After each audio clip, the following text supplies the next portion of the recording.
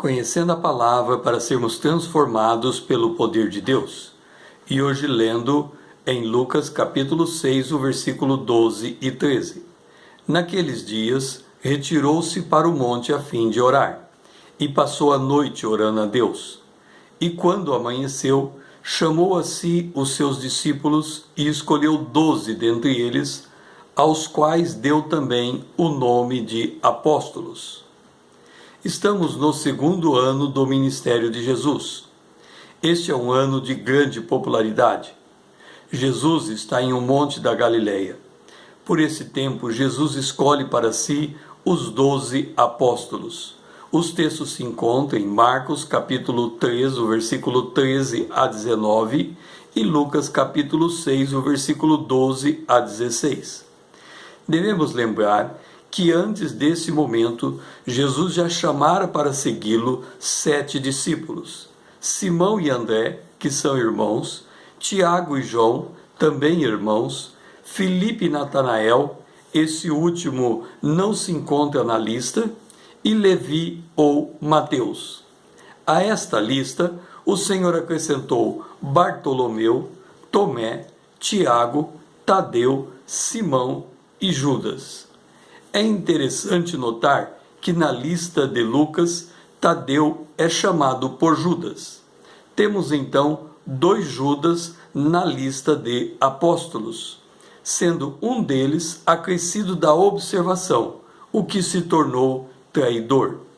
O fato de termos 2 Judas na lista é uma prevenção para evitar estigmatizarmos dado nome pela ação de uma pessoa.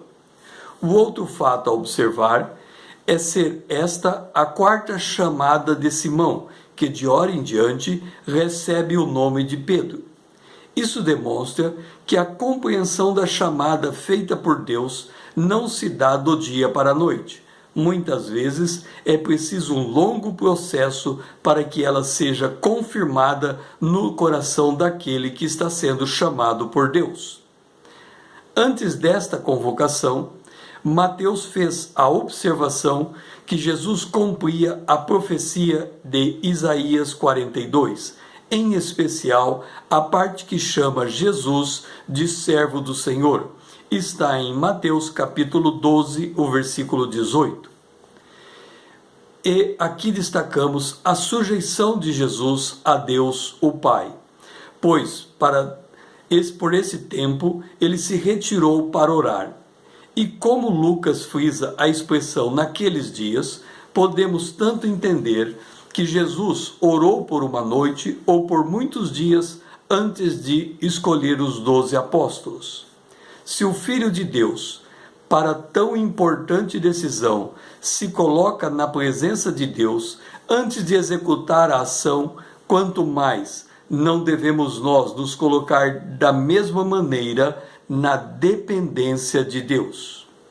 O fato de Jesus ter escolhido Judas, o traidor, entre os seus discípulos, reafirma sua missão. Ele veio para chamar não para chamar os justos, mas os pecadores. Está em Mateus capítulo 9, o versículo 13. A diferença entre Judas e os outros 11 é que Judas manteve-se inconverso. Marcos acrescenta que, junto à escolha dos 12, Jesus os revestiu de autoridade. Ouça, está em Marcos capítulo 3, o versículo 14 e 15.